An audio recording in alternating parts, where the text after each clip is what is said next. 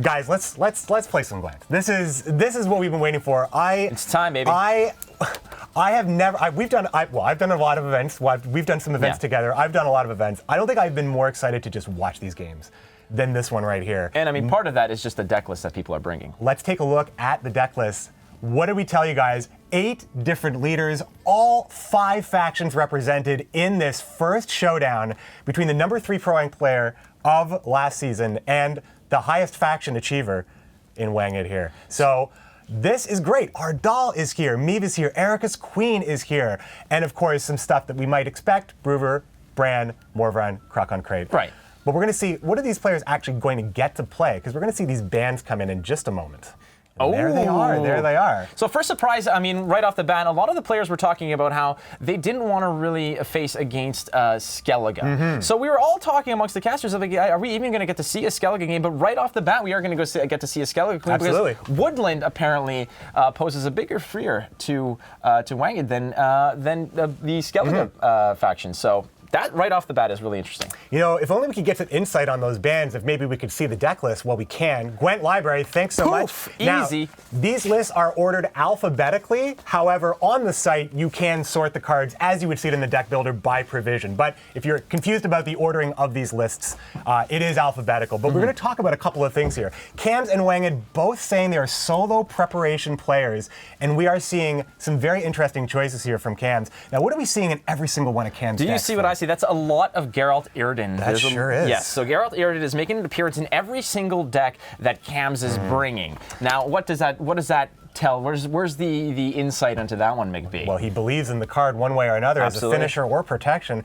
But also, since Woodland Spirit is not going to be played by Kams, all 3 of his lists also contain Gimpy Gurwen. Gimpy Gurwen could be an interesting one, especially when he's facing off against Arrakis Queen. When those drones are just overwhelming you, you might suspect a late game Glusty Warp, get all that Glusty food, out of the way. If you can possibly drop that down without your opponent figuring it out, that's a lot of saved value. So I think that there's going to be an opportunity. Yeah, Gimpy Gurwen might actually factor in very, very importantly into these matchups. A couple more really unique things about Kams' list. Queen Meave coming in, but not really an engine list. No Lyrian Cavalry, no Lyrian Arbalest.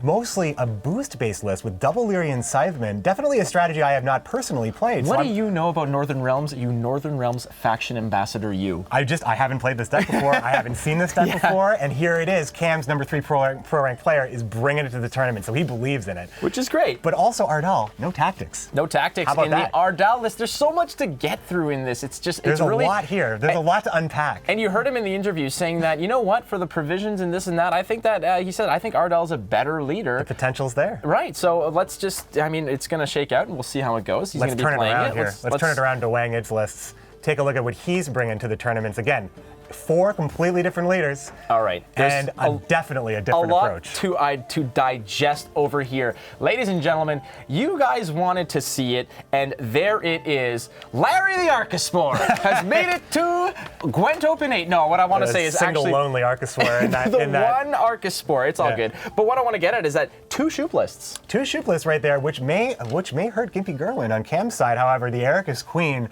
might be the grand slam that he's looking for. This Erika's Queen list. Now, you love this, Flake. It looks like it's a Death Wish deck. Yes, that's my jam, ladies and gentlemen. That is one of your favorite archetypes of all time. That is my alma mater, Death Wish. Bran is going to be banned, so we're not going to see the ultra-consistent Coral gameplay, but we are going to see Bruver and Morvran Shoop, and we're going to see Erika's Queen, and I can't wait to see what these players choose to lead off with. Like we said, it's a whole new world of Gwent, so we're going to get things started.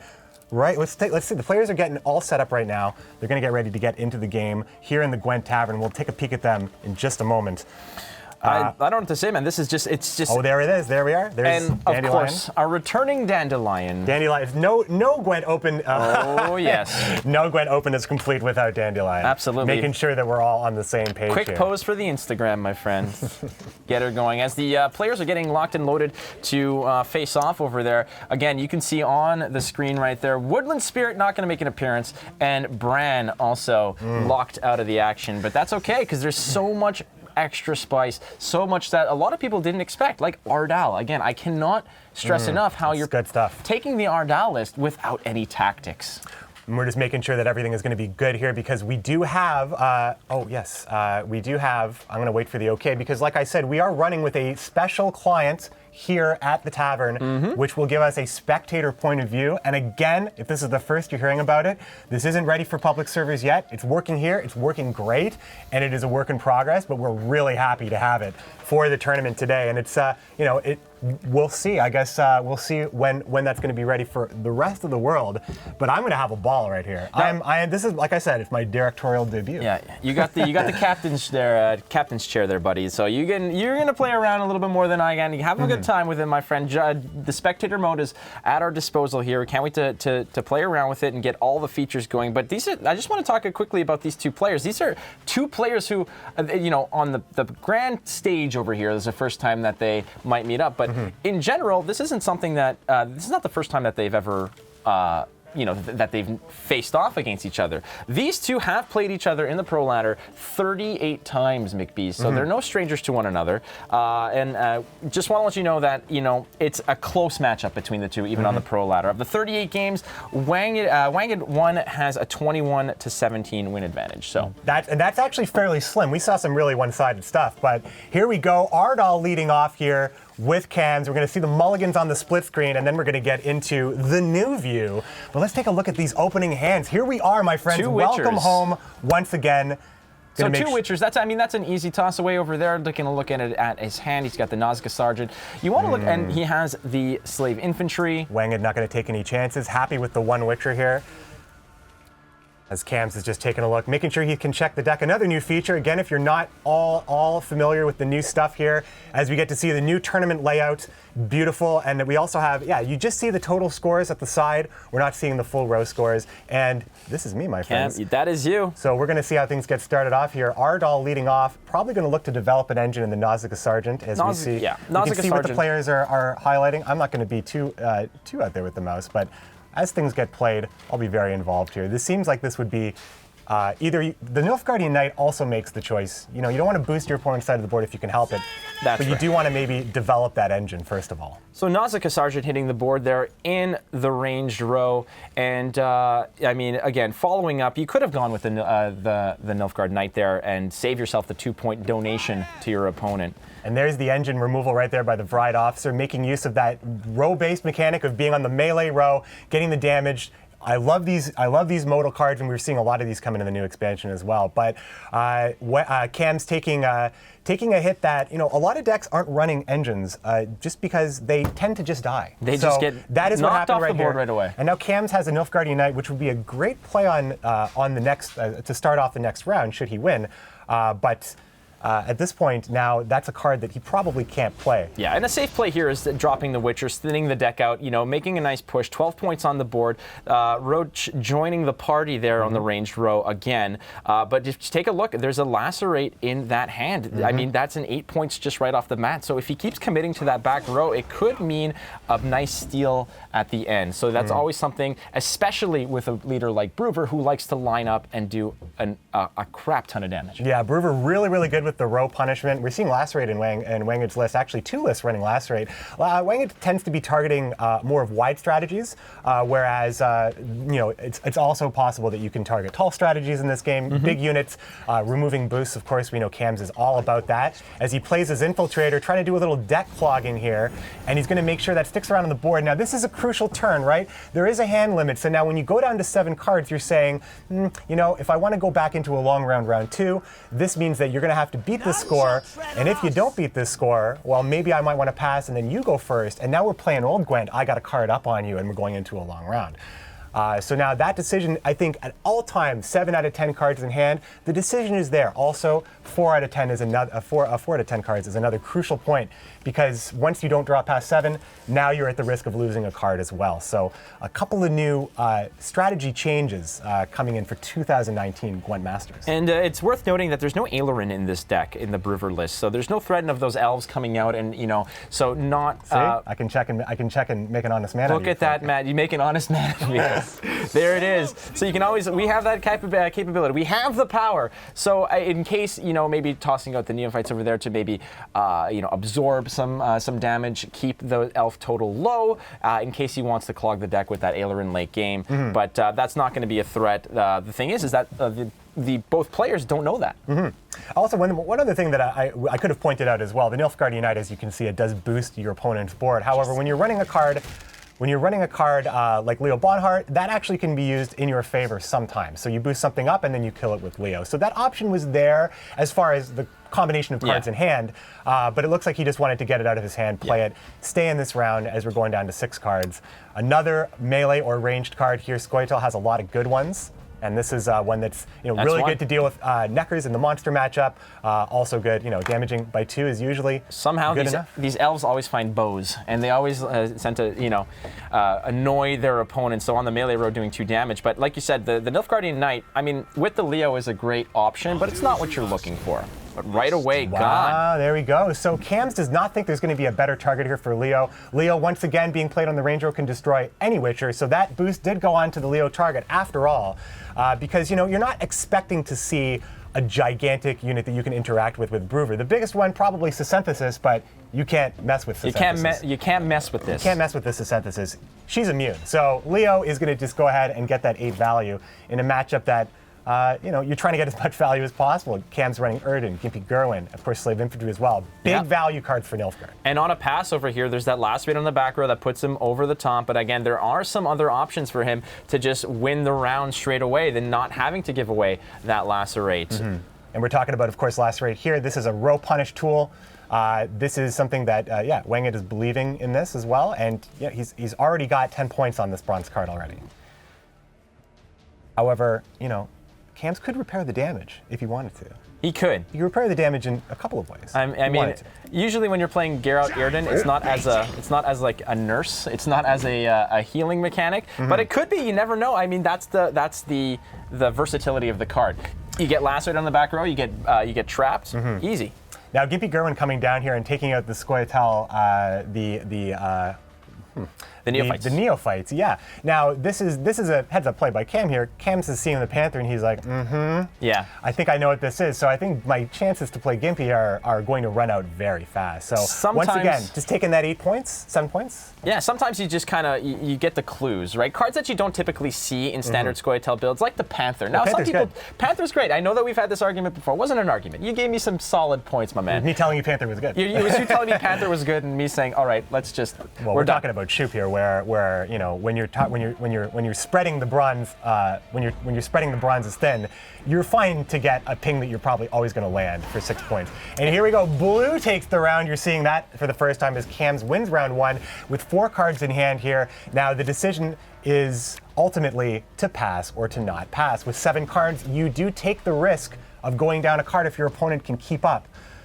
So Kams will make the choice to play or not. Maybe go for a bleed. And wangid is now at the mercy of Kams. Now, do you keep the Magni division here, for hoping for a late long round, assuming that he's running out of removal targets, given that it's Shoop? I think you probably want to improve your hand as much as possible, especially if you're thinking about just making a pass. You want just the best possible stuff. And good call on that one, Flake. The Magni division does take a hike, and Kams now is going to make the decision to pass or play into the second round. Looking at the hand right now and knowing that there's Brewer usually tips off, some crazy alignment play, some big finish, fireworks at the end. So it might be an option that he needs to bleed here to really limit that damage late game. And we're talking about bleeding. We're talking about forcing wangid to play the cards in his hand because he has to stay in the round, which means he would be forced to play his best cards to keep up if Kams really wants to storm the gates here. He's got, you're seeing some spice. You see Tibor in hand here. We've got Ardal still available. Tibor might actually be coming down. Now, I was predicting that Kams is running 2-0 lists. Kams is maybe thinking about 2-0 lists. Just in some of the choices that he's made in his deck list, just seem like he just wants to pound constantly, really. Right. He wants to make sure that the points get, sometimes just 2-0 your opponent puts them on their toes. A lot of people just suspect that every game is going to go to a third round. So they get a little bit at ease with their hand. They're a little bit more nonchalant with their mulligans. I mean, these are pros, obviously, so that's never the case. But, you know, sometimes people make mistakes. Sometimes people get a little bit off their game. Some people might be nervous. Who knows? This is GWENT Open 8. When we're talking about covering bases, you see Kams had no problem holding on to that bomb heaver just in case, right? Just in case. Oh, you never know what kind of surprises. You see text that you might not normally see because you don't want to get caught by something you can't counter. You don't want to get caught by, a summoning circle, let's say. You don't want to get caught by a Dragon's Dream, maybe, if you're dealing with something. And you see that wangid actually did draw into the Infiltrator, so the deck did get a little clogged. But the rest of wangid's hand is really strong. Really strong. Maybe Sheldon Skaggs not getting the support he needs, but otherwise, wangid is going to be able to just put on a ton of damage, and I'm looking right at the Vibe Brigade. With Brewer's charges, this is, maybe I should have wrote this down, this is about 15 points roughly. That's a lot of, you get the boost extra and the ping, boost and the ping. It's just an insane finisher here. Oh, and the lock coming down maybe just a little early on this one, but you needed to commit something, but, maybe that wasn't the play for the night. I mean, there's not really much, Kams doesn't know this for sure, but there's not a lot of lock opportunities here. The Vibe Brigade is likely the last card that's played from Brewer, but then again, the last rate could see more value if played last. We do see Shoop in hand, so that could mean all sorts of stuff. Kams is just playing, he's prioritizing.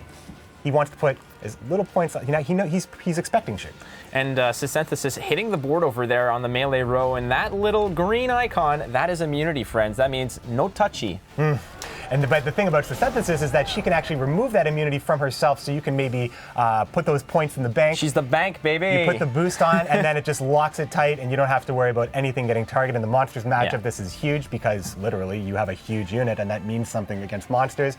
Slave Infantry coming down here from Ardal, getting that extra value. Not the most value you can get. You want to look for a 1 or a 2, but again, Kams just prioritizing those cards here in the first game of these quarterfinals. Yeah, so the Alba Armored Cavalry turning into the Slave Infantry, getting the extra points there.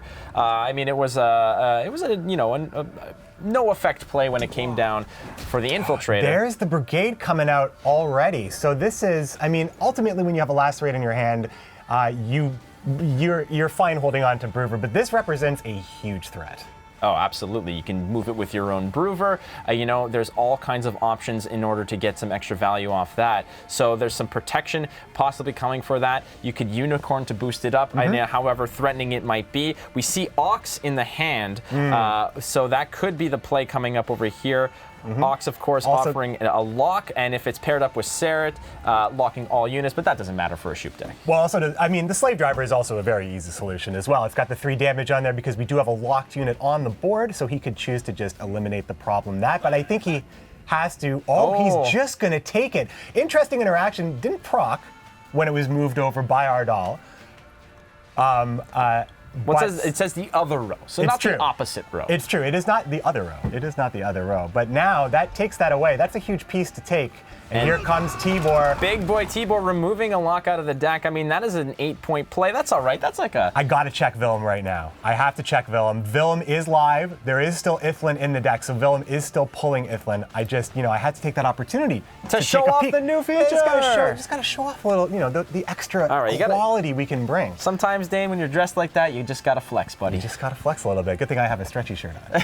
It's nice. It's más stretchy. Here comes Iflin. Now this is going to be the support that Sheldon needs here.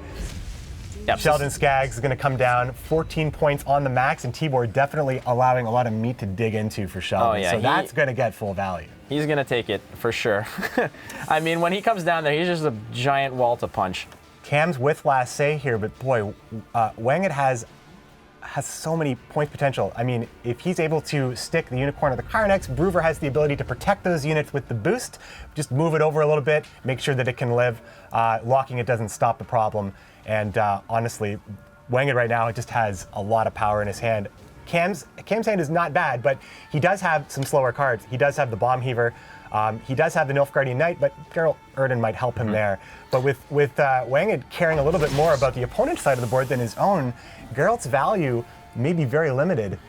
Another interesting thing to know, both players showing the unicorn pair there, the dual horsies on both sides, so it might just be a matter of whoever commits that Kyrenex first is going to be at a disadvantage, because Kyrenex comes down, does its 4 damage, it's probably going to be met by the opposing Kyrenex, which is then going to negate the bonus boost from the unicorn. So I'm suspecting there's a good chance that whoever commits the Kyrenex first might be a little bit of at a disadvantage here. Well, I think Brewers is going to live, and there's also something else. There's a really important kind of sequencing here that I'm looking at. The lacerate is essentially, unless the lacerate kills units, the lacerate is essentially completely countered by Geralt. If he puts it all to the does back, have the last say.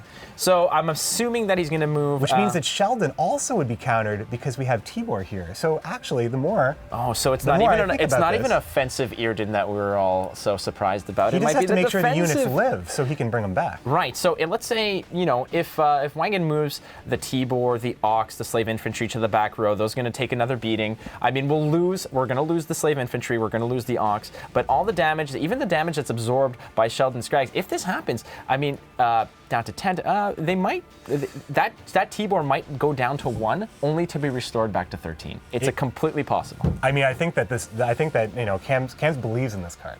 Kams believes in when you Geralt play Irden. it 4 times. When you put it in all 4 of your decks, Yeah, you definitely are trying to say something, and that just means, as a neutral card, we see Nilfgaard has some stuff that they can do. They have, giant units like Tibor. They have units that care about boosts on the other side of the board, like Nilfgaardian Knight, Leo.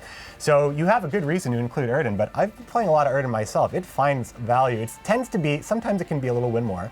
But I think in this situation, it's going to possibly save Cam's life as this game unfolds to its final few plays in the first quarterfinal match. And I like how we're just dancing around that ominous shoop hanging around. Oh, yes. How can we forget? Like it means nothing. Like it's just not. It's just a 15 potential, 15 potential, and here he comes. He's bringing out the Knight. The Knight options. He's got 5 of them, ladies and gentlemen. Destroy an artifact, boost an ally by 4, or damage an enemy by 4. So he's going to get the 12 value, one way or another. I assume Where he's is he going to play that damage? He's going to boost. This is the damage. Oh, damage. My bad. So he's probably. Oh, he's putting it on Tibor here. That's interesting. It is possible Tibor could end up at 1. But when Tibor ends up at 1, Cam's got to pull the trigger. He's got to pull the trigger on that Irden and get Tibor back up, or potentially lose a lot of value on that card. How important is last say going to be? So if Sheldon, dumps into Tibor, he's down to 1. You want to. Are you going to move? You're not going to move. Maybe you just protect Tibor. Order will triumph. It must triumph. There's the boost on Shoop. That is what the Nilfgaardian Knight is doomed to do. If you have to target something, you can. Otherwise, a great proactive play. Doesn't boost anything if it doesn't have to. Both players holding on to some pretty big cards. That Bomb Heaver might just be. The Bomb Heaver's a little weak, but Geralt Irden is. I mean, that could be a huge play on your side. If he gets the move down, drops the lacerate, Irden in the last play might be able to rescue enough points on the side of Kams to actually steal the win in a very spectacular way. We're going to have to see Wangid now. The decisions become very close. There go those points in the bank for Synthesis and the Brewer protection. That unicorn is going to live through the Kyrenex potential here. Now, if Ardal definitely was used to remove a huge piece from Brewer's board. However, could have been used as well in this situation to steal the unicorn. But Cam's kind of evaluated where the best potential would lie here. Wang had definitely got the hand he wanted. There's really nothing to be. There's nothing. You don't want any of that stuff except for maybe that agitator early on, but. As far as his draw is, Wangid couldn't ask for a better conclusion here with the lacerate going to see play as well. Bomb Heaver just sitting around waiting for his turn for action, but there's nothing for him to hit, so that's just 3 points. Oh, there he comes. Oh, there's the Kyrenex. Kyrenex coming in. He's gonna do what maybe was just an instinct here, but also caring about the Irden potential. He wants to make sure he puts damage on the other side of the board because Shoop and Synthesis now at least have 6 points of value. Should that be the play that is required? I don't think that's going to be what's required. I think Irden's going to do more repairing than damaging. No, definitely. I mean, you're going to be resetting the Shoop by 2. You're resetting the say Synthesis by 4. That's 6 points on your own side. Tibor itself is worth 5, right? So plus but just playing his options, like just thinking about everything, targeting that unicorn here. Now the Brewer charges to move the units from the melee row to the from the range row to the melee row. Not really worthwhile because you're just going to do the 2 damage there. You're not really lining up a better lacerate or anything. But ooh, good night, Tibor. Not going to get that repair. There's the 8 damage. Nothing could really be done there. 8 damage, just completely done right there. So that Tibor represented a lot of points for Cam right there. But I think that canceling out the lacerate is still not nothing, but look at this point disparity at this point. As the unicorn drops down, he's going to get full value from this as well now. It's actually pretty close. Bombheaver possibly waiting for some ugly artifact to show up and ruin everyone's day. So which doesn't seem like that's going to happen here. We're going to see probably Sheldon will be able to get full value on the boosted brigade, which is not something that can be earned back up. So it's a little bit better. It's looking a little bit better for Wangid than maybe it did halfway through this round. Right. But we're just gonna have to see how all that math lines up when all is said and done. And Geralt says, "You're done." You're done. Geralt, you're done. Geralt, you're done. But we'll see here. We'll see. Now this probably just going to be, I'm just going to accept that the Bombheaver just has to come out here. Yeah. Well, he's got last say. So this is probably the time where he just drops the Bombheaver and say, well, I've been hanging on to this for a while, so it's going to come down to an Irden versus a Lacerate. And this is too many points, right? Brewer just has too many. The damage repair is, it's going to be too far gone, even if the Lacerate wasn't even played here. Yeah, so he's feeding into that top row. He's going to get the Brewer charges likely moving the Slave Infantry upper row. And Brewer losing a little bit of value here. He may actually consider just using some boost instead of damage at this point because he loses value on the Lacerate. He's just going to take 1 here on the Slave Infantry. There's the Lacerate, and maybe now he's going to finish the job. Killing off that last Slave Infantry, so no restoration on that Slave Infantry either. Wang is playing very much around Erden right here. Feels very, very much like he's playing. That is some crazy intuition Look at right this. there. That's and just the pass, not showing the card. That is another veteran move right there. Definitely don't tip it off. Don't tip it off. No. You have no reason to put that information out there because Kams is going to have to take another stab at it with Ardal if he's going to win.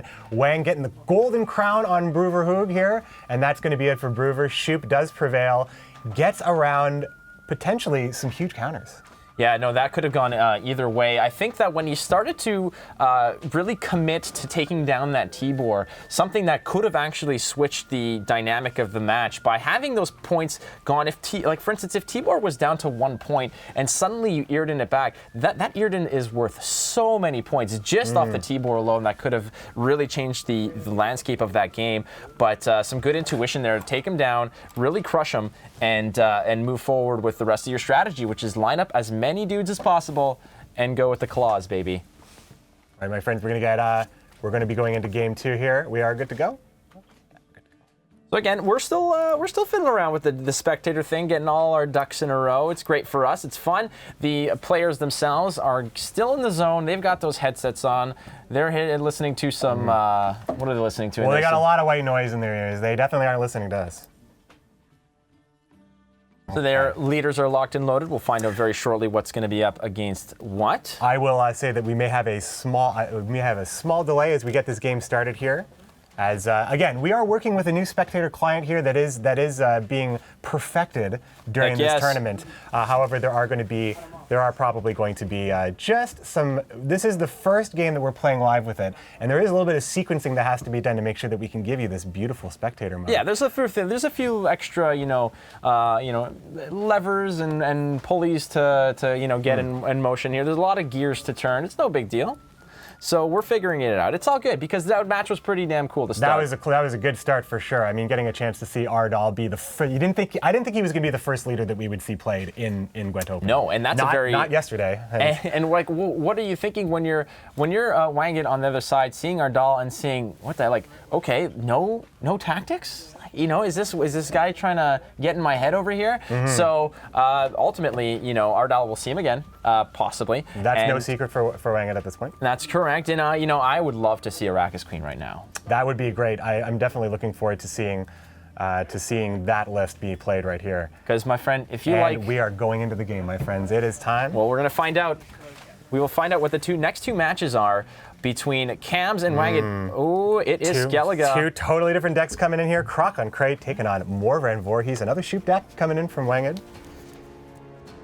And we didn't think we were going to see a lot of Skellige today. We talked about that earlier in the broadcast. The popular opinion is that Skellige is a very consistent and difficult deck to beat. Monsters may be a little bit easier to target. Perhaps you ban Skellige and target monsters. It looks like, I mean, Kams definitely did not want to deal with Bran. No. But now we're going to see Croc. A popular variant, of course, running that good old Commander's Horn, a card that I'm very fond of. It's still my favorite card in my profile to this day. Hey, man, wait till we get to Raucous Queen. I'll show you my favorite card. Yeah, it's true. 4 provisions. 4 provisions. His name is Arcaspore. And He's so OP they had to nerf him like 15 times. It was amazing. Oh, Arcaspore. All right, so this is the opening play that we talked about earlier, which is maybe opening with the knight and not committing the 2 points to your, not making that donation to your opponent, right? The 2-point donation. And again, we do see Erden, as we said, Kams is a huge fan of the card, really does believe it's going to give him the upper hand. As the thinning comes out here from Croc on Crate, we see no Roach as well.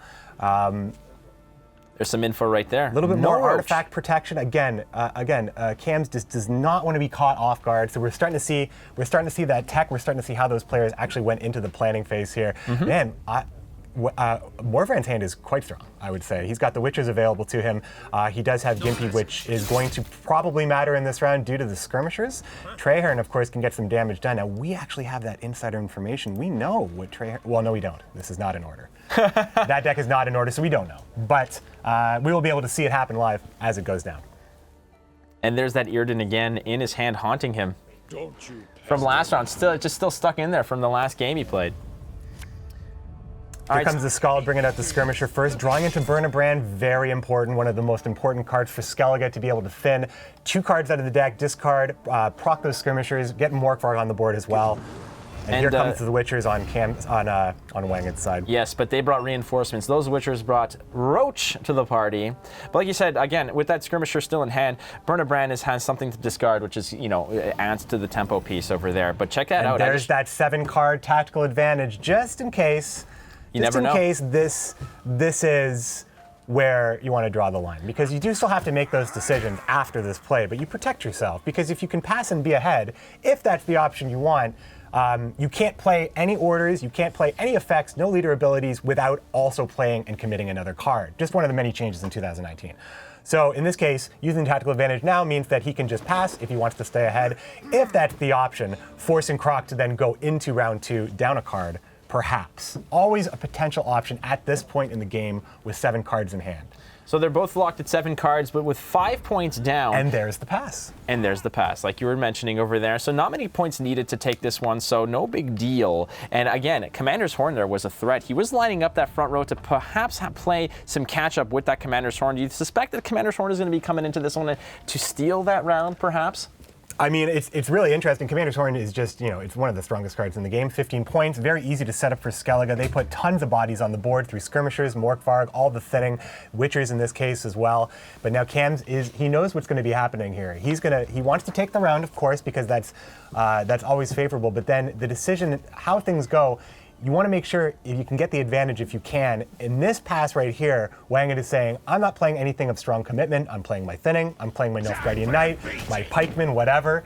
He has not committed anything. Croc also hasn't really committed very much. He's done what he needs to do. But there's Gimpy Gerwin. Again, maybe thinking, okay, well, if Shoop is a thing, and I'm seeing Albert Pikeman, how many Shoops is this guy bringing? Right, exactly. So that's a card that you don't think you're going to get that much value with later. An easy drop. It's not the biggest loss, at the end of the day. So not a terrible card to be tossing away. You want to hang on to everything else, especially when you can play your Burna, dropping a Skirmisher, things like that. Wangid is looking to improve his hand as much as possible because he knows that because of the hand limit, of course, players will be playing into this round, potentially. I mean, we know that Croc always wants to get thinning done. We know that Burna is there. Burna not having Morkvarg available in hand, so we call this sometimes a blind Burna. I mean, we do have the Tursark Skirmisher. We're going to see these draws right there. As a Pirate Captain, Maraud are probably going to go along with the Skirmisher in this decision here. Yeah, they're not going to survive this discard, I don't think. And, I mean... That's the easy choice, no problems there. Marauder is sticking around, though.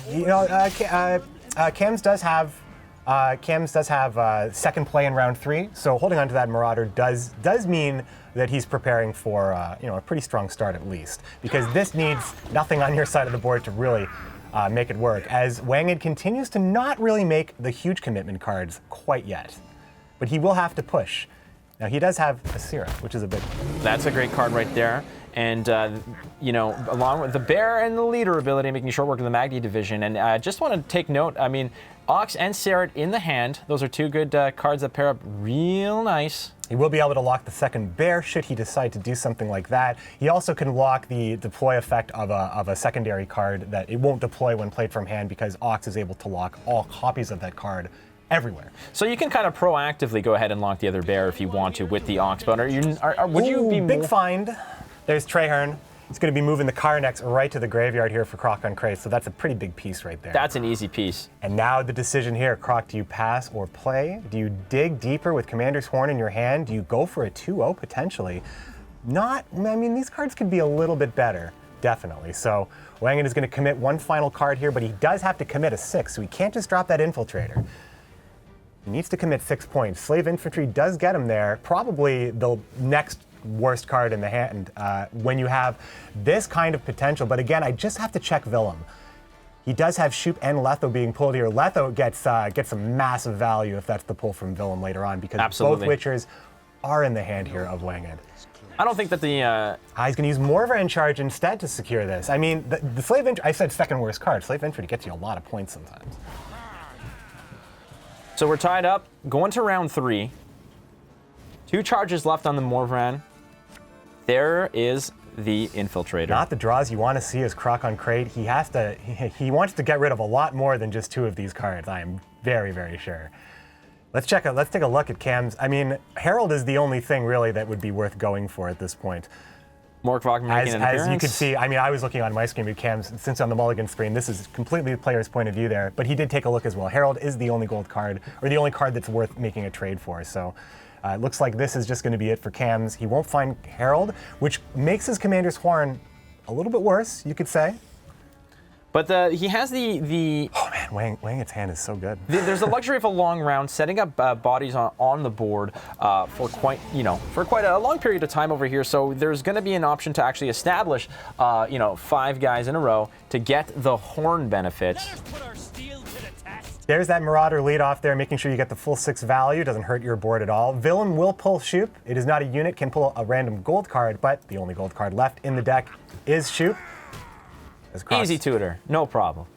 Yeah, so Willem has actually been great for Wangid so far. He's been able to essentially thin all the goals except for one crucial one, Ithlin being for Sheldon Skaggs in the previous matchup, and now Shoop being the play with Willem as well. Willem is maybe to be replaced by that new card Roderick of Duntine, as it is a similar card. But right now, it's a really strong card in general. Prince Willem, big fan of that card. And it is bad when he bricks for you. It's not good.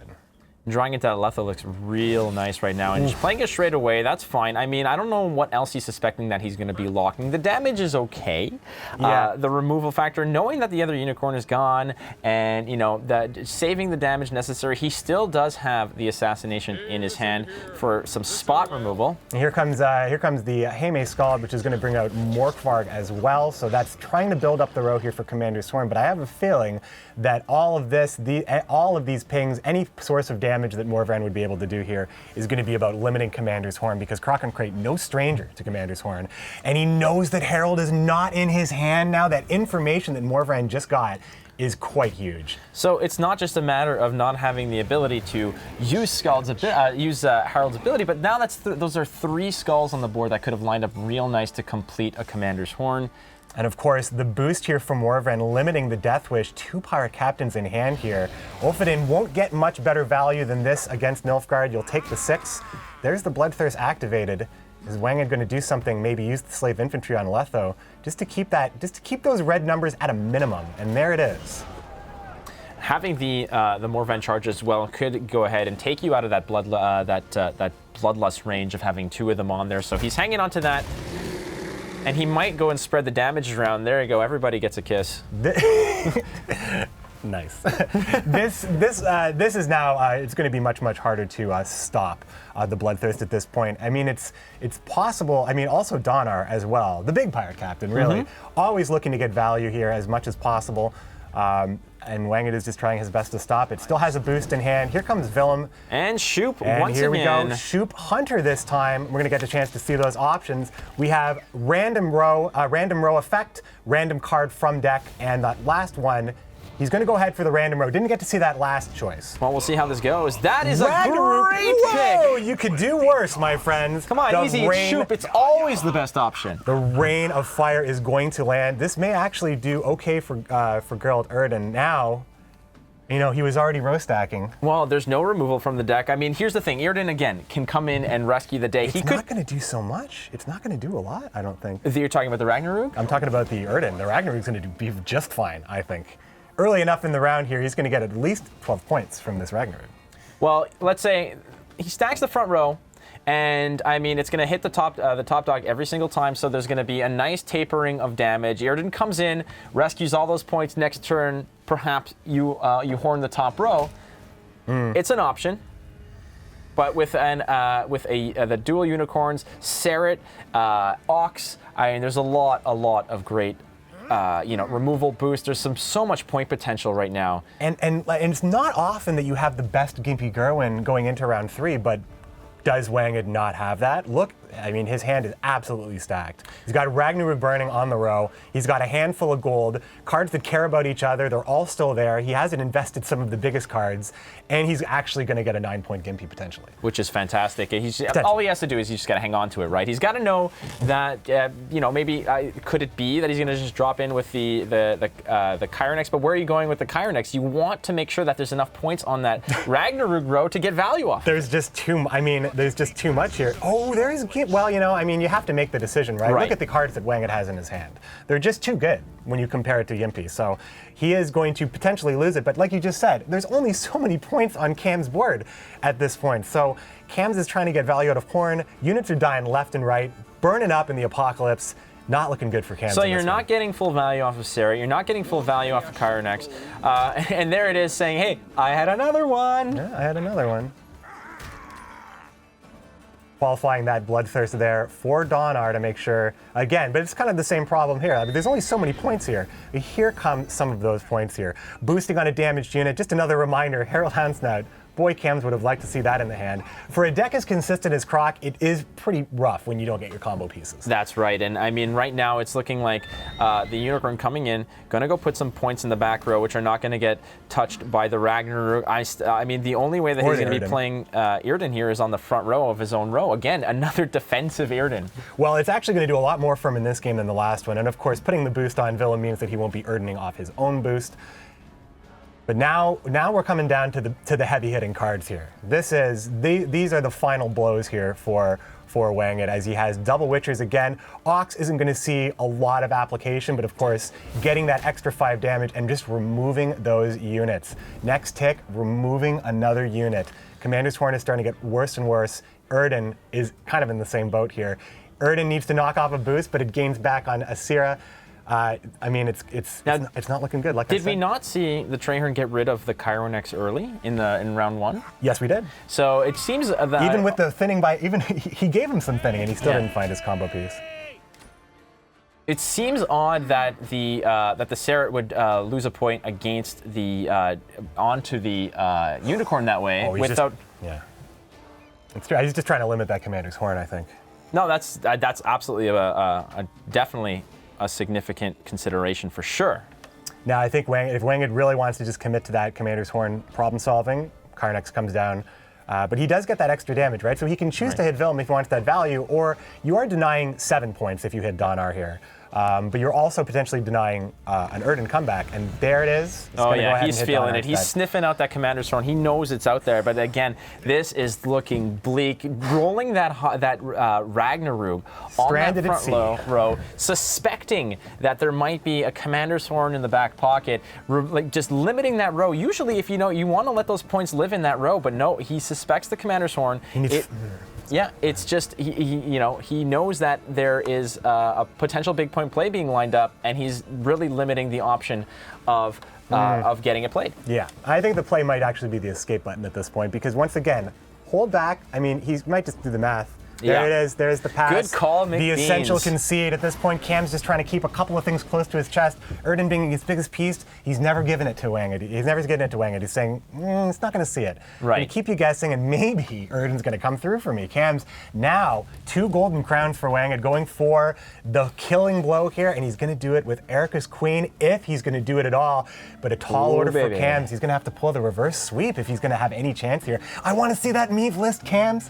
I want to see that Meave list in action. Relax, Northern Realms ambassador. No, but I mean, in this case, eventually, I mean, Cams has been pushed into a corner where he knew he wasn't going to win, or the chances were super slim. But he was withholding the cards. He was passing with cards in hand, forfeiting with cards in hand, maintaining that information. At some point, man, this is it. You got to convert, right? You actually have to put those cards to use and translate into a victory. You're down 0-2, so it's now or never, my friend. We're not going to see that Meave list unless Ardal takes a win right here against Erica's Queen on the blue coin. Erica's Queen just getting a little bit, some tweaks here, some tweaks higher. And that looks like a great hand to start for wangid. And Erica's easy Queen mode, finally seeing competitive play now after starting off as a much beleaguered leader in Gwent, as it has seen some changes, but boy oh boy. Roach in opening hand, that is just easy mode mulligan. And if you haven't been familiar with some of the changes that Erica's Queen has received, she's a passive leader. Anytime anything dies on your side of the board, you get the drone. Plus, you can make 3 drones at will. That is the new part of it. And the provisions are nice too. She's got the drone factory too now. She's not just a passive drone creator. But I don't want to drone on about Erica's Queen. Shout out to Jagras. I just want to hit that pun real fast. Oh my God. There we go. Nilfgaardian Knight coming down again, just making sure you just get those 6 Standard points. play. Easy play. And again, there is our good friend Erden. Geralt still Cams is still waiting for that moment to say, you're done. You're done. Hang around Jagras all weekend. I was going to say, you can't hang around Jagras too much. I can't, I have to think in puns. Cabra, when you're learning a new language, and you start thinking in that language, it's like you hang around Jagras for long enough, you just start thinking about puns everywhere. Oh my gosh. But I can't, We're good. We can't take that title away from her. No, that's hers. That's hers to keep. Barbagazi coming down. Posing now, this is being a Death Wish deck. This is a deck that I haven't seen in action yet, specifically because we've seen Erica's Queen kind of rise to power a little bit. Some cool stuff with Summoning Circle, some cool stuff with Brand Warrior. None of those cards. None of the cards. wangid is not playing many strategies that allow the opponent to really interfere, but this is a pretty good Ox here. Locks down both Barbagazis. As you can see, the lock in hand. And that's some information as well, because now when he looks at his hand and says, okay, that is Serret in hand as well. So that's some consideration, a little bit of information on the other side of the board right there. And what to play here. It's just standard Witchers. Get the thinning out, get a little bit of pressure. Roach joins the party. We're all good. I think this is Cam's best shot to take a win here and to get some of this purse. If he's gonna make it through, of course, that's gonna be fantastic. But Gimpy's gonna see value in this matchup. Getting the lock on the Barbagazi. The Barbagazi is kind of like a mini Gels. Once that's on the board, those Death Wishes are going to trigger. So at least taking that out. But wangid did build in some other contingencies for triggering that Death Wish, of course, running the Crones, consume effect on Brewis. The Cyclops as well will be able to trigger those Death Wish units as he throws it over to the other side of the board. And of course, there is the Griffin in a last-ditch effort, because Griffin doesn't get those extra points, but does represent 8 points by itself. And the great part about playing things like the Death Wish units that die, the Cyclops, the Griffin, every time those die, you get the little extra bonus of having the Arrakis drone come out sort of to rescue some of those points. The Witchers coming down to join the party as well. And I just want to also just quickly to take note, I mean, with that attack advantage against monsters with the Wild Hunt Riders in hand, it's going to be tough to make sure that those guys come out and thin out the deck as well. Because one rider might come out, but unless you have, unless you got top dog, the other one's going to stay nicely nestled in that deck. Yeah, so it started off with the Nilfgaardian Knight, and it's going to continue with the tactical advantage on Eskel, making sure that he keeps the tallest unit on the board. The Barbagazi isn't going to get there. Now, Barbagazi would represent the tallest unit easily if it was able to trigger. Brewis might be the last chance, but Brewis is only able to hit 8. And if Ardal wants to, well, Ardal can't do, well, Ardal, he does have, Kams does have damage, of course. There is locks on the board, so this slave driver does represent 3 damage on any engine. But that's the thing about Death Wish, right, Flake? It's anti-control. Oh, yeah. Oh, yes. You don't want to necessarily kill these units. No. Because killing these units is not really going to favor you to, to any degree. Now, he did lose some damage there by hitting the Drowner with the slave driver, but it's one of the safest bets because those cards can, those Thrive units can definitely get out of hand. And that Cyclops comes down, tossing the egg, spawning the Harpy, plus the Arrakis drone. That is a lot of points. It was a lot of points, but still didn't put him quite ahead here. And now Cam's going into the final, I mean, unless you are saying I'm going all in on this round, this is the crucial moment right here. Right. These are crucial moments. And locking both Barbagazi, the Irden has now can sort of chill out and worry about other, big creatures that come out, other big consumes potentially, maybe saving it for that Glusty Warp. Well, he's saying, Wangid, if you want to make 11 points right now, you can go for it if you want to. But at this point, if Wangid is able to make that commitment, he won't be able to play the Wild Hunt Riders, and that wouldn't be enough anyway. And there's no Thrives on the board. That Drowner was just removed, which is very important. None of these plays quite do it, which means that Wang would have to go down to 3 cards, which would put him in a position that he would have to absolutely go for the 2-0. He is going to play that Ancient Foglet very slow, very slow. And that's a good play because I think that when you that play coupled up with the Griffin is like that Harpy Egg Cyclops play. You get rid of the you're losing the 1 point from the Ancient Foglet. You're getting the 5 points back, plus the drone, plus the 8 points for the Griffin. Those are some great bronze combos that Monsters has always been really known to pull off. So the decision now, see, at this point, if you're familiar with Gwent's changes on going first or not, at this point, this is now very classic Gwent, right? As soon as the player who goes first commits this card going into 3, then it feels like old Gwent being on just what was known as the red coin. Or what is known as the red coin. Yeah, it's the red coin. It's the red coin. Now Ardal is committing here. Now he's fighting to not lose. 43 to 26 is the disparity. Wangid does have some power potential. Not quite able to get the Wild Hunt Riders out yet. That Barbagazi isn't going to do too much, and the points are pretty vast, but Wangid is afforded the choice to pass with the card up. So right now, if he plays the Griffin play onto the Ancient Foglet, that's a ton of points. That's going to get him back into striking distance again. But not only that, that also opens up his Wild Hunt Riders because you're matching 8 on both sides. That still counts as the tallest unit on the battlefield. So you'll be able to make that play. But he might just go ahead and okay, well, he's going to go with the 7, so that still locks up his Wild Hunt Rider. So I guess he might be looking to play that in round 2 if it gets there. But options to get tallest unit now kind of are limited to that Griffin. It was an interesting choice. He could have. The Griffin is going to destroy the Ancient Foglet, but he did choose to not put Brewis up above 8 here, which ultimately won't really matter because the Griffin is going to be that card and it may actually touch down soon. But with a Gimpy Gerwin that is not looking great, and also potentially like a devastating counter later on in the game, the Bomb Heaver is not looking good. Is Cam's losing on even? Well, this deep into round 1, that's not. Well, no, of course he's not because he has far more points than a little bit more to pay attention to here, McBeard. But I think that maybe that might have been a potential play, just playing the Brewis there to keep him away from being too close to the points, because maybe he wanted to be far enough but close enough at the same time to sort of, force his opponent to take the pass, thinking it was a comfortable pass, and then making it happen. We're going to take a look at these mulligans here now. Kams is looking to at least potentially make the pass.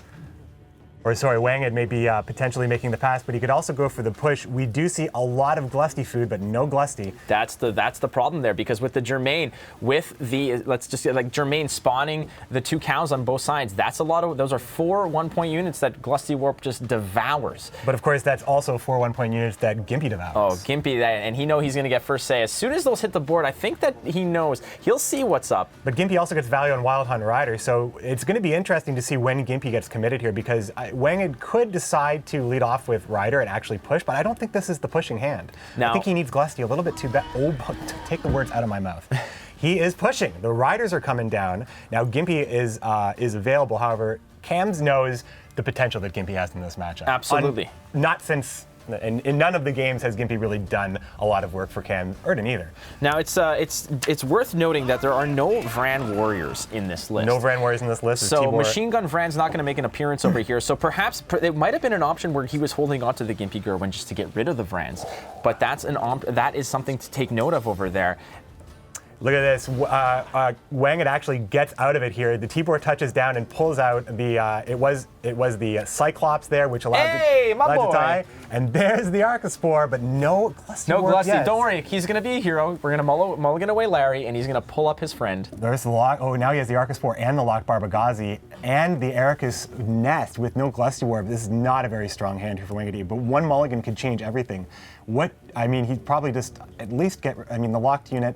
Do the right thing.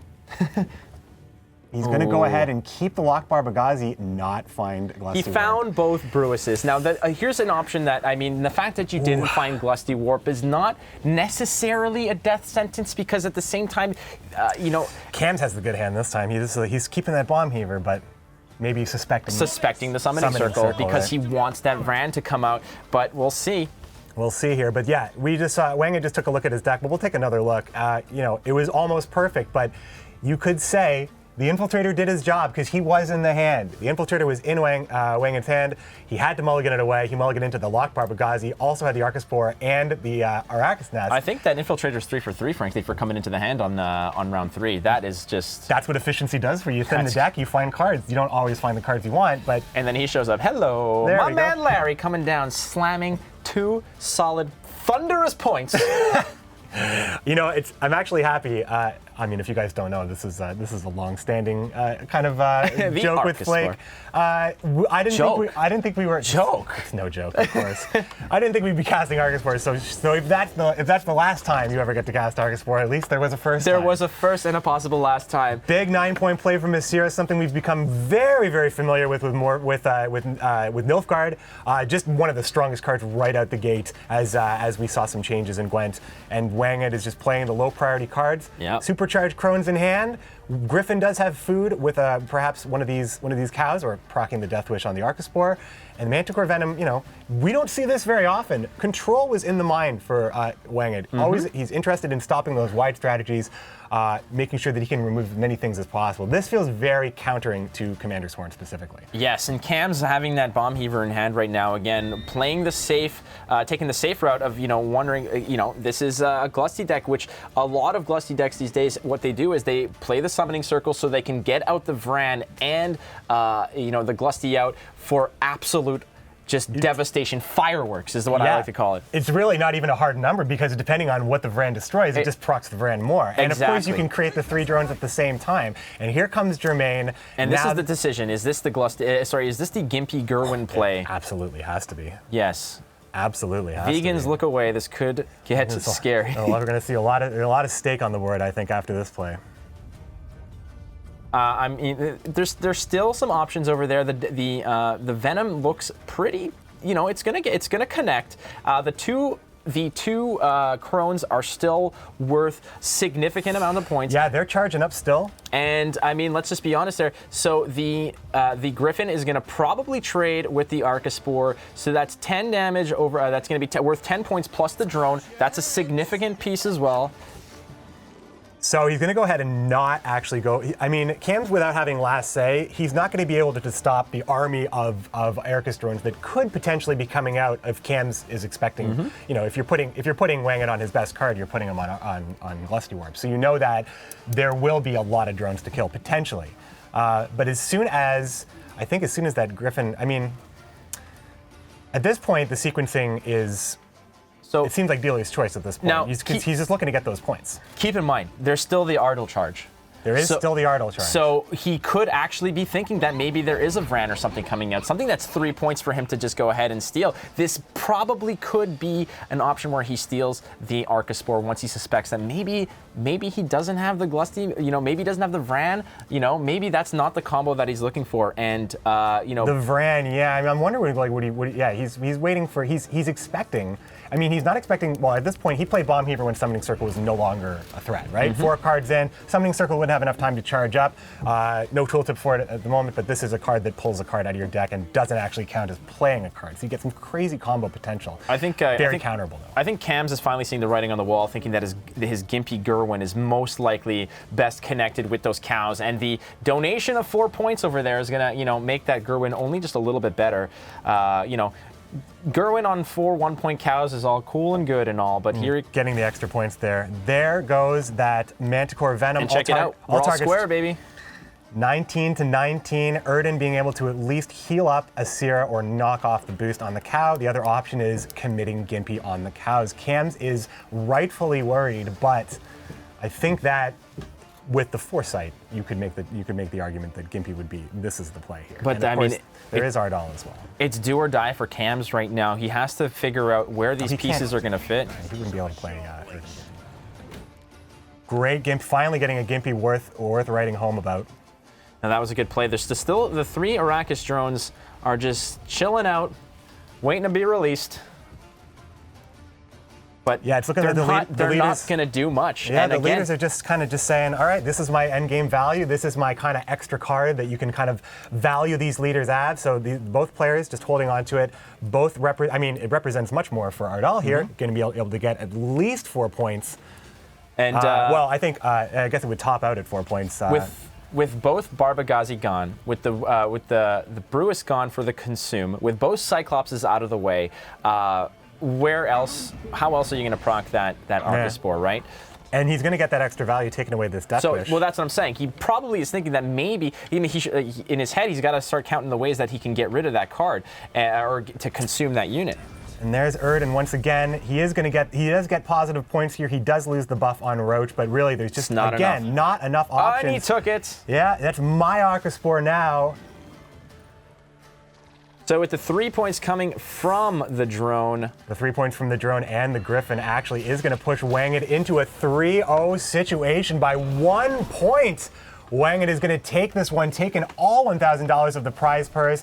Unfortunately, sending the local boy Kams home without a win. 3 golden crowns and a ticket to the semifinals. We'll be seeing more of Wangid tomorrow. And of course, we're going to be hearing a little bit more from him now as he's going to be going over to our friend Pal Berger. But how about that series? Wangid just, boom! Right. This has been an excellent, this has been really a great primer to the rest of the tournament. What a great opener. And I mean, the Erden Gambit did not pay off. Erden did not look good. Well, not look good for Kams at any point. But this is the interesting part about it, is that Erden at certain points did look potentially good. It looked potentially great. But the fact remains is that at the end of the day, it's when you play him and the points he generates or rescues for you, and it did not connect. Well, that's the thing. You think about, I was talking about how Erden represented a complete canceling of a last rate potentially, but Wangid is just removing those units. He was playing hard control, anti-wide strategy, and it seemed like Kams was very much into playing wide, got punished. The Ragnarok from Shoop. I mean, even though it was a 3-0, we saw so much. And now we're going to get to hear from our first winner of 2019. Take it away, Paul Berger. Whoa, did you guys see that? 3-0 and winning the last match by 1 point.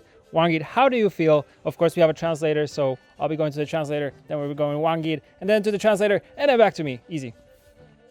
这是你第一次来公开赛，你现在有什么样的感觉？就是这么好的效果啊？其实今天还是挺紧张的，因为第一次来华沙，也是第一次打比赛。但是今天运气不错，尤其是第2局丁丁出了个终末之战，帮我赢下了那一局，否则的话那局是有可能会赢不了的，所以今天运气还可以。I was still really worried this time because this is still my first time here, but my luck actually helped me a lot, and I think that's mainly because of that. All right,